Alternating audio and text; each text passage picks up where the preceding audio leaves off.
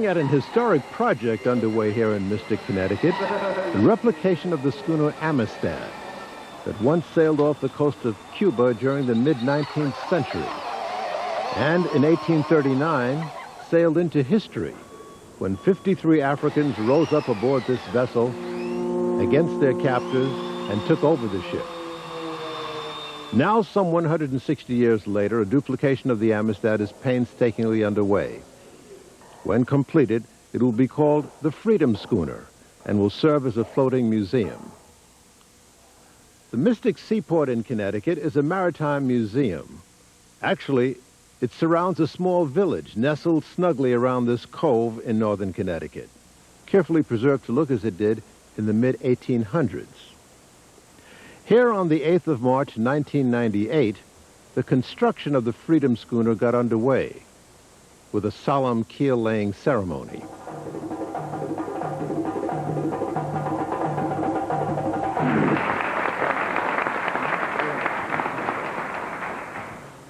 Good afternoon, ladies and gentlemen. President Kaba of the Republic of Sierra Leone sends his greetings to all the friends and supporters of the Amistad captives, their descendants, and all those Americans and people of the world who continue to keep this experience alive. I'm delighted to be invited, very honored to be invited, to actually pour the libation of what we believe will be an educational ambassador to the entire United States, so that the lessons of the Amistad will be passed from generation to generation. It seems as if the history of the African American in this country is not well known, well understood, and well appreciated. We hope that this incident, the laying of this keel, the construction of the boat, will go to all the waterways of the United States to bring the message of this important event to the people of the United States, so that history will never repeat itself in any way, shape, or form, in any branch of the experience, and that the people who control this country will understand and appreciate the suffering of the African Americans. And may I say that this experience is very important to Sierra Leone. It's very important to international relations. The lessons we in Sierra Leone have learned from this thing, as I pour this libation, I hope the message will go forth.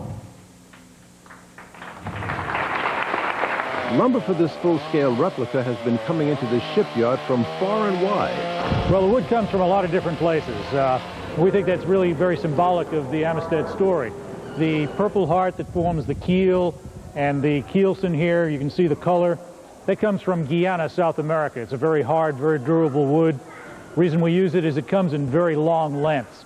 For the keel structure, we need extremely long lengths of first quality wood. Then these lighter pieces you see here, this is a live oak. The price tag for the project runs in the millions of dollars, administered by the not-for-profit Amistad America. A tremendous amount of energy, quite frankly, and support from primarily the state of Connecticut, Department of Economic and Community Development, our lead corporate sponsors, Phoenix Home Life, Mutual Insurance Company, SNET, and the United Church of Christ, along with additional sponsors who have made substantial financial commitments to ensure that the vessel will operate and sail in the year 2000. Personally, it is, for me, a commitment that I've tried to always maintain towards telling our people's history, quite frankly, which has often been remiss in many of the educational curriculum and stories about heroes. The Amistad captives clearly were heroes. The idea for the replication is the brainchild of Warren Marr. It's my baby. It all started out as a dream aboard the Amistad, the fake Amistad, going up the Hudson River with Operation Sail 76. And while sailing, it occurred to me, someday there will be a replica of the Amistad. This reporter began a series of visits to Mystic to document the progress on the project. But in doing so, I got drawn into the deeper story. And I began to realize that since my parents were Jamaican, and since Jamaica, Cuba, Haiti, and Barbados were major arrival ports for slave ships coming from Africa, that the Amistad may very well have transported my African ancestors. For all who have taken a stand and helped make a difference, let's do what we can to fulfill their dreams. Census 2000 can help by bringing schools, job training, and health care to our communities. When we fill out Census 2000 and mail it back, we empower ourselves because there's strength in numbers. Census 2000, this is our future. Don't leave it blank. Standing in the framework of the hull of this vessel was a jarring experience. It was my first ocular tactile contact with the reality of a pivotal chapter in my ancestral lineage. Little in my Harlem upbringing even touched on this, not in school, not in church. And at home, I remember my parents recounting their childhood in Jamaica before they came to the States, and of the beauty of the island and so forth. But try as I might, I have almost no recollection of any mention of our African origins, much less of the brutal means by which our African ancestors were brought to this hemisphere. Slavery was an embarrassment. It took the black protest movement of the 1960s to give me a reality check. Who are you? You don't know. Don't tell me Negro, that's nothing. What were you before the white man named you a Negro? And where were you? And what did you have? What was yours? What language did you speak then? What was your name? It couldn't have been Smith or Jones or Bunch or Powell. That wasn't your name. They don't have those kind of names where you and I came from. No, what was your name? And why don't you now know what your name was then? Where did it go? Where did you lose it? Who took it? And how did he take it? What tongue did you speak? How did the man take your tongue? Where is your history? Ironically, the man who wrote Malcolm's biography would put pen to paper on this very painful issue. And because I was very upset, in a sense, with the image of us which had been portrayed previously, say, ancestrally, our image was Tarzan and Jungle Jim. That was the image of Africa we all grew up with. Or in this country, the image of this shuffling, stupid slave, you know, in the fields, dancing with benevolent master and some maybe vicious overseers somewhere in the periphery. Alex Haley's book kindled enormous interest in the subject, as did the following TV series. However, the telling of that chapter of history remains a challenge. Almost no photography existed to document the slave trade, save a few photographs of the victims. Sketches and paintings were done mostly by whites. Books have been written, but mostly by whites.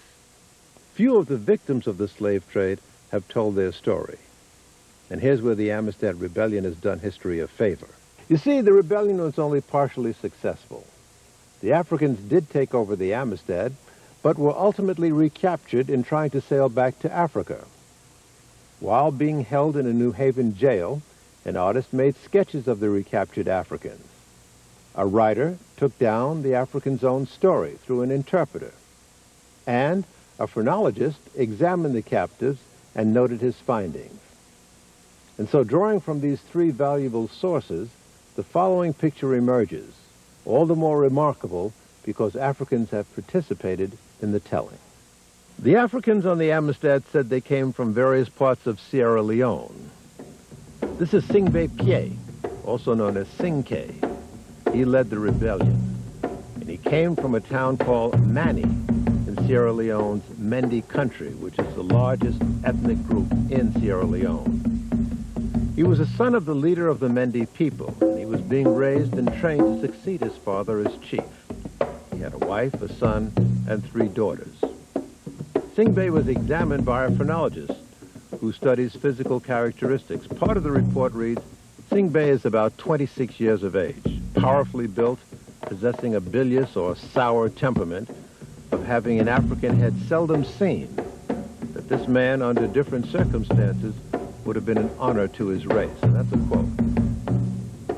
Singbay told his interviewer that because he was in arrears in repaying a debt to a man of the lay people nearby, he said that he was set upon one day by 4 men who bound him up, lashing his right hand to his neck.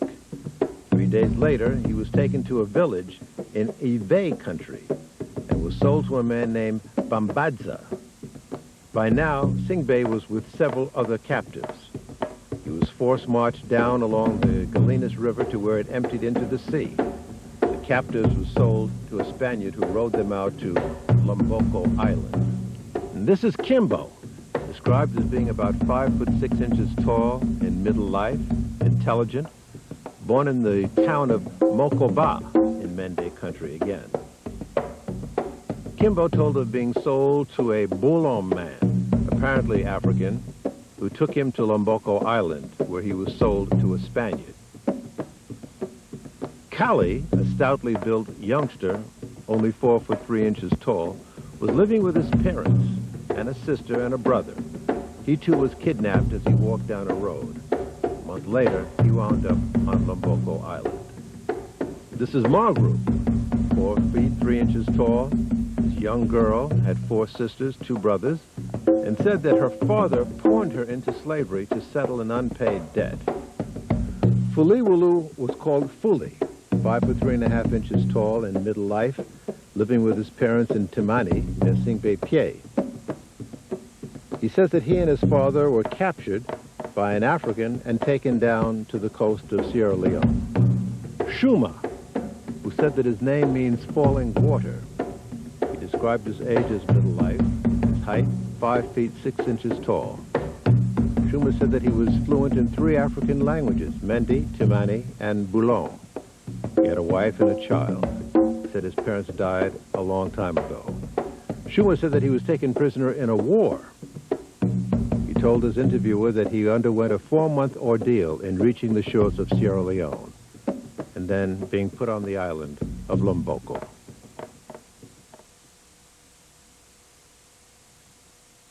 Now Singbay and his fellow captives were firmly locked into the slave trade, an industry that moved with the precision of an assembly line, passing captives inland from one trader to another down to the coast of Sierra Leone, where Spaniards then carried them out to Lomboko Island, where they were warehoused in barricades or barracoons in chains.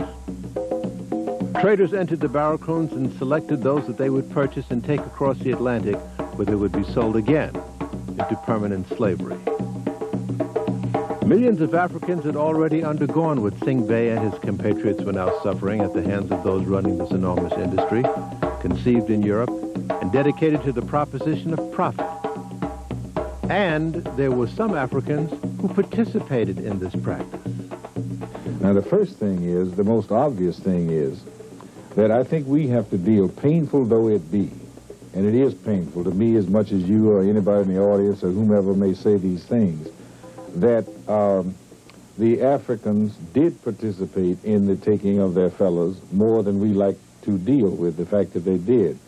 The best proof of it is that if they had not, there is no way in the world that people could have come in on ships had the Africans en masse been hostile en masse. And those people could have penetrated Africa and taken out anything like the number of people who were taken out without fairly wide-scale cooperation. That would have been physically impossible. I would say that no African civilization ever used slavery as a principal mode of production. The second way I would answer would be, yes, there were some Africans who were collaborators with Europeans, but there have always been Africans who collaborated with Europeans, so against their own interest. Even today, I mean, that happens. So I would not claim, however, that because of that, that the initiative was African. It was not the European slave trade was not an African initiative. It was an initiative of Europe. And certainly, to carry the parallels even further, we have the drug trade right now. And if you focus on the youngsters on the corner, who may be black and Latino in terms of the drug trade, and you may be able to get someone to say that there wouldn't be a trade without them. But the reality is, if you have a systems analysis, you know that this is an international global system where there are profits being made even by the most established elements of Western society or Eastern society, nations, national banks, insurance companies, some of the richest families. So you cannot see the drug trade unless you see the system that is a global one built upon profits. You can't see the slave trade unless you see it conceived in Europe. After having 1,000 years of the white slave trade, the reality of Europe between the fall of the Roman Empire and 1500s when it was established as the transatlantic slave trade. You have to see a profit being made fitting out the ships in Europe, in the ports of Europe, first in Spain and Portugal, then in Amsterdam and other parts of Holland, then in England and in Germany and in France. You have to see the fitting out of ships, profits being made. You have to see those ships going to the west coast of Africa, and if they could not form collaborations with certain Africans, they did and they would have raked in Africans by wars against Africans. And then you have to see that profit being made in the transfer there of Africans across, captives, not slaves, captives, where they're going into a system where they're not even human anymore. They will become property, with profits being made on selling them on auction blocks and profits being made in taking slave labor back to Europe. It's this four-way profit system for 400 years, which Europeans fought wars over. Alliances were made between European nations in order to fight with each other over control of the system. The Fanti collaborators were the main collaborators at one time. You cannot say that the Africans sold Africans to justify the Arab slave trade or the European Christian slave trade. I can admit that some Africans in West Africa became corrupt by the slave trade and began to sell some of their own people. I also need to call attention to the fact that the African was terribly naive and assuming at first that these were contract laborers and some of them would return.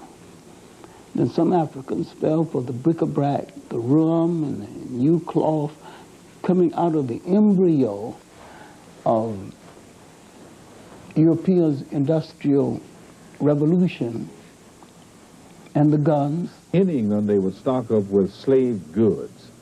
They would range from trinkets to armament, slave guns. There were special guns made in England for the slave practice. They were particularly shoddy kind of guns where many people lost their thumbs and firing them, things like that. And when the ship got in, it would provide a certain number of guns to this chieftain. And another ship would give guns to that chieftain or something. Now what happened was these chieftains would start using these guns to wage war on other areas. And what began to develop was a state of endemic warfare. And the result of that collective state of endemic warfare was a steady flow of prisoner-slaves onto those ships. And they did not know chattel slavery as it was known here. The Africans, in their internal wars, many times captured people and made them serve periods of indenture as punishment for losing the war. And when an African had too much labor, more labor than he could use, he would farm out this labor to another African who did not have enough labor. For those in our audience, I just want to interrupt you, who may not understand the difference between an indentured slave and a chattel slave. An indentured slave serves for a period of time, and he can go. Generally, from 7 to 10 years. And there's indenture mentioned in the Bible. Is that voluntary or involuntary? The indentured slave. It's involuntary, and some people would indenture themselves in order to pay off a debt for so many years. The same thing happened right here in the United States among whites as well as blacks. And Lerone Bennett has outlined this very beautifully in the book, The Shaping of Black America, in a chapter called White Servitude. Mm-hmm. And the chattel slave? Chattel slavery came into being when they got tired of renewing the slave every 7 or 10 years. And the British, more than any other, began to propagate the concept that a slave was a slave forever.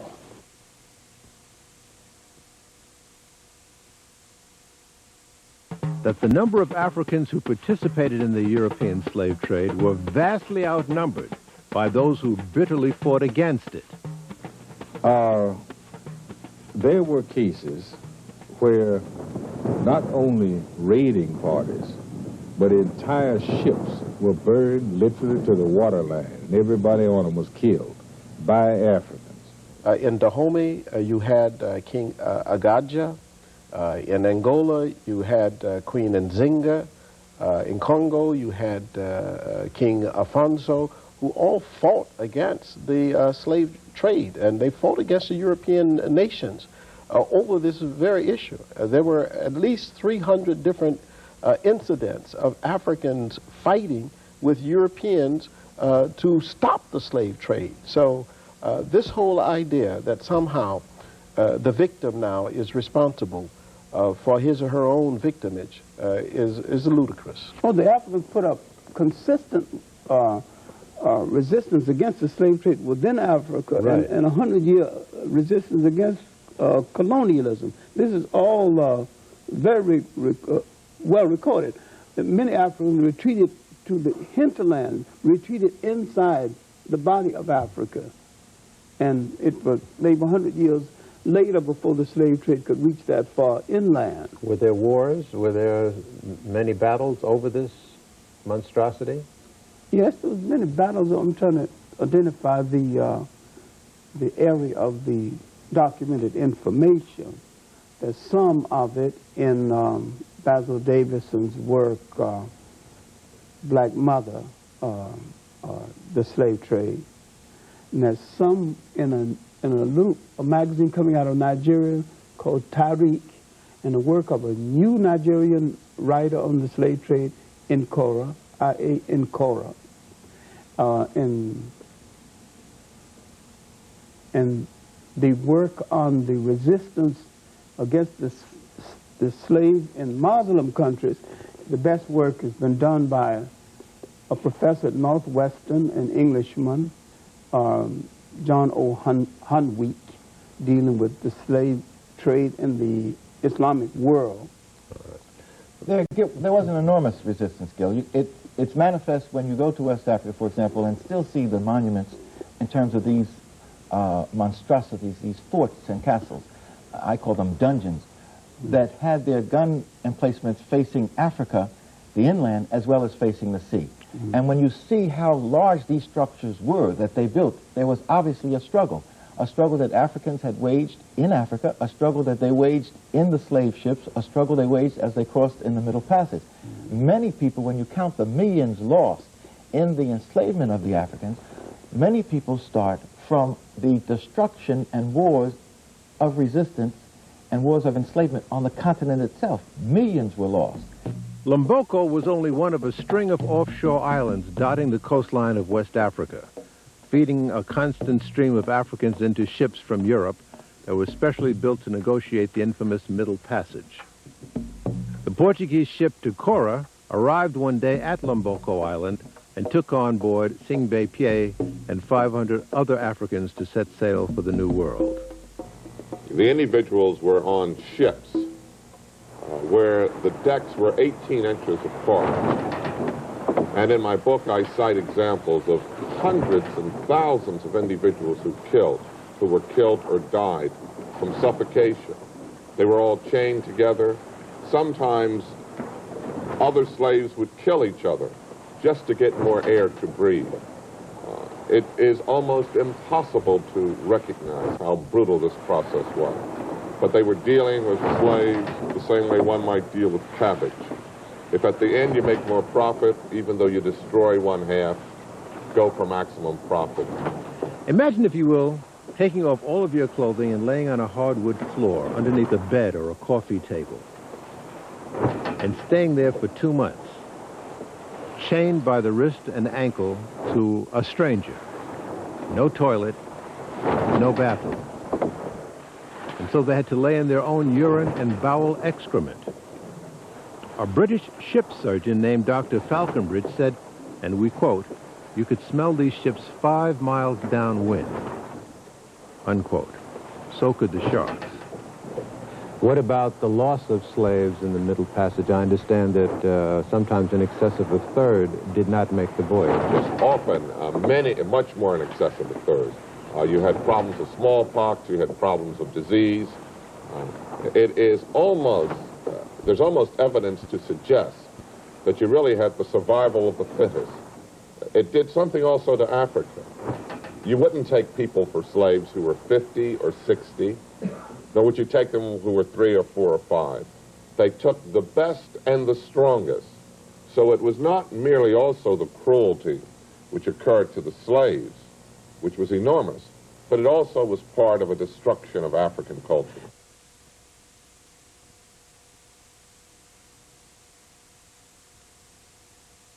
The torturous voyage from Sierra Leone's Lomboko Island to Cuba took approximately 2 months. The Tacora dropped anchor off of Havana, and the surviving captives were held on board until dark, after which they were hustled ashore and into a barracoon, already crowded with Africans from other slave ships. They were kept from public view for several weeks while being fed and bathed, being made presentable for the auction block. The Africans who were brought from Sierra Leone were then sold, and 2 Spaniards supposedly purchased them, and then they were transporting them to another area. A young Spaniard named Jose Ruiz, who owned a sugar plantation in Puerto Principe on the far end of Cuba, about 200 miles away, came to Havana to the auction and bought 49 Africans for $450 each. Another Spaniard, Pedro Montez, bought 3 girls and a boy. Both men then chartered a schooner named the Amistad to take the Africans back to their plantations. The Amistad, the Spanish for friendship, left Havana on June 27, 1839, bound for Puerto Principe. Also on board, in addition to the human cargo, was an assortment of materials, including sugarcane knives, machetes. Heavy seas greatly prolonged the normally 3-day voyage to the point that the Amistad's captain, Raymond Ferrer, severely cut rations, especially, of course, those for the Africans, many of whom were cruelly beaten simply for begging for food. With all this being heaped upon individuals who were free in their African homeland only months ago, having undergone kidnapping, undergoing the Middle Passage, and now being crammed into a warehouse, followed by being chained into another vessel, in this instance the Amistad, not knowing where they were going or why, not understanding the language of their captors, and starving, they decided to resist. Somehow, Singbe told how he found a loose nail between the planking aboard the Amistad. And in the dead of night on July 2nd, 1839, while the Amistad was some 20 miles off the northern coast of Cuba, Singbe picked the lock of his own shackles and then those of his fellow captives. And in the midst of a storm, they crept into the hold containing the cargo, where they found the machete. And at the signal, took up arms at sea against a sea of troubles. And by opposing, ended the lives of the captain, the cook, and chased 2 Spanish crewmen off the boat. And then they ordered the 2 men who had purchased them to sail the boat back to Africa. But it wasn't to be. The crew members sailed eastward toward Africa by day, but sailed northwestward by night, steadily heading toward the U.S. coastline. After almost 2 months of this deceptive zigzagging, the Amistad was spotted off the coast of Long Island on August 26th by the USS Washington. The Africans were arrested and brought to New Haven, where they were jailed. The African captives would ultimately be freed by the U.S. courts and returned to Sierra Leone in 1841. But by this time, a series of momentous events had occurred in the Americas that would bring undreamt-of wealth, both to Europe and the United States of America, at agonizing expense to Africa. What I do in my classroom, and we can't give a classroom lecture here now, but to get the students to deal with these various dimensions and to quickly understand it, I use a period of what I call the 50-year turning point of history, 1482 to 1536 AD. And that's the period when the seeds and foundations of what became mercantilism and commercialism and colonialism and imperialism, the European nation state, what became the rudimentary of industrialization, come out of this period. The institutionalization of the destruction of Native American populations, genocide, the enslavement of the Africans, the systematic bringing of, all of them have their roots in that period. 1482, the establishment of Elmina. 1492, Columbus sails the ocean blue and is discovered in the beaches of the Americas. 1494, the division of the world between Spain and Portugal by the Pope with the Treaty of Tordesillas. 1496 or thereabout, bringing up sugarcane, and then the need for labor. And when the Native Americans were dying out, 1510, Bartolomé de las Casas, the Spanish priest, is writing a book about the destruction of the Native Americans by the Spanish. Columbus begins it on his first day in 1492. He says, I took some of the natives by force. And then Cortez does it. And then all of the Spaniards do it, and so do the English when they come. Sometimes they seize them as exotic people to bring to Europe and show off to their king and queen, but they enslave them. They're looking for free labor. Then Africans are fed into this slave system. Why? Wasn't there an adequate supply of Native Americans, one would ask? Yeah, well, that's a good question. What happened is the Native Americans die off from the European diseases that they have no immunity to because they've never been exposed to it. The Africans don't have this problem. Secondly, the Native Americans can escape to their own villages and to a source of power, a power base, armed people, angry relatives. Africans don't have that. They're marked by skin color as different from others, and they don't have a place to escape. So by 1516, the Asiento was the contract to bring Africans to the Spanish New World with a formula that every Spaniard needs 12 Africans to help him work the land. By 1517, that mindset of the Catholicism, which prevented economic and political development, is broken with the Protestant Reformation. Luther's Protestant Reformation, which creates the concept of the elect of God, chosen people. So out of that comes the concept of manifest destiny, that the Europeans are a superior race, that they are blessed by God to dominate others. Now, Bartolomé de las Casas, however, has to be seen as the fundamental interpreter of this notion of African inferiority and Africans used as enslaved people, because he was a priest, and as a priest in Santo Domingo, he got this idea that the Native Americans are dying, and they are different than the Africans. So let's go and let's take the Africans and bring them into slavery.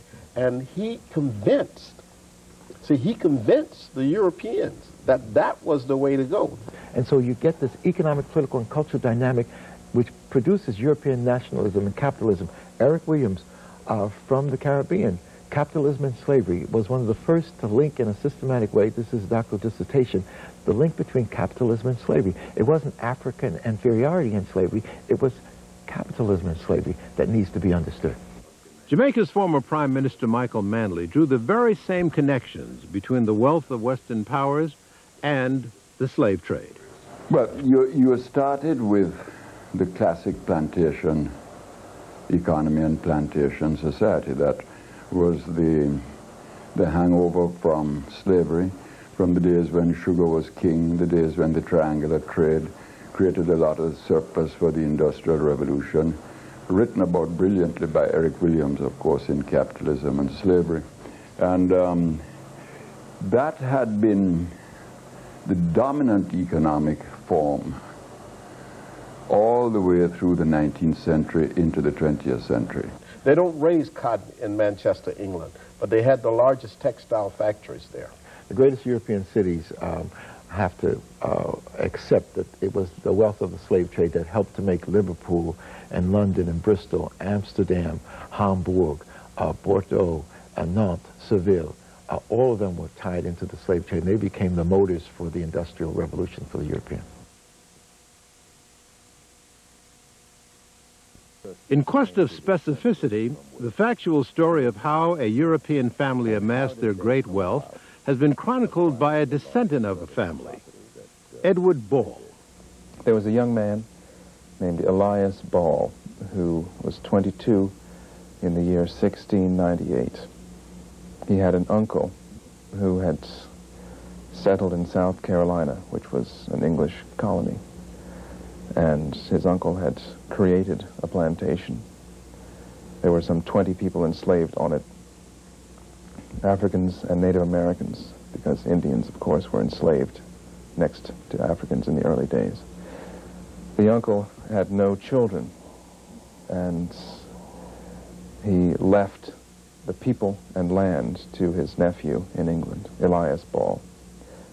So this young man came to South Carolina to take possession of his inheritance, which was an already functioning business. His children acquired plantations and grandchildren and gradually built the dynasty that was that lasted such a long time. Can you shed any light on this process of acquisition? You say they acquired a plantation. How does one go about doing that? Coming to this country in those days from England, how did that happen? Did they buy it? Was it bequeathed by somebody? Right. Good question. How does one enslave people? It's a good question. This uncle, his name was John Cumming, was a sailor. And the British Crown had set up a system whereby if you brought any workers of any kind, indentured servants, who were usually Irish, or Africans who were working on plantations in the Caribbean, in Barbados, if you brought any workers to this new colony, then you had a grant of land, 150 acres per person. So this sailor, John Cumming, made contracts with Irish workers who wanted to come to the American colonies. And he brought people, 5 or 10 of them, and acquired land grants amounting to a couple of thousand acres. South Carolina. Given to him. By the British Crown. Yes. The land was imaginary because this was Indian territory. South Carolina was settled in 1670, and as the whites began to elbow the Indians out of the way, they took possession of pieces of land. So after about 10 years, this sailor had pieces of paper that were worth 1,000 acres. And he took possession of 1,000 acres. The next step was to get people to work it. The first workers were white. They were these workers themselves, these indentured servants. And as he acquired money from their work, selling timber, for example, he would use that money to buy Africans. The Africans were being brought from the Caribbean, from Barbados, by other sailors. They were already in slavery on sugar plantations on Barbados. And after 20 years of this, there might have been 20 people in slavery. The white people were retired from work. Their term of indenture ended.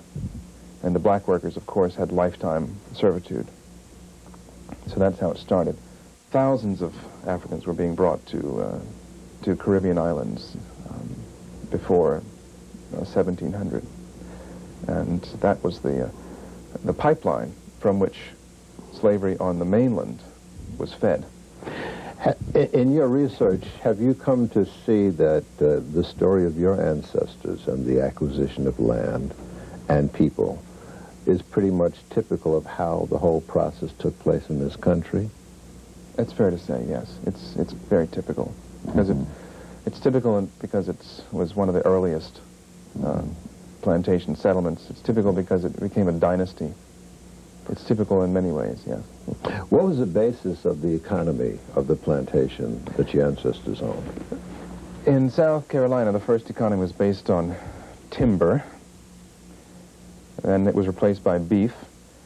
But the crop that really created the business in South Carolina and Georgia was rice. About 1700, rice became the staple crop. By 1710, it was the main export.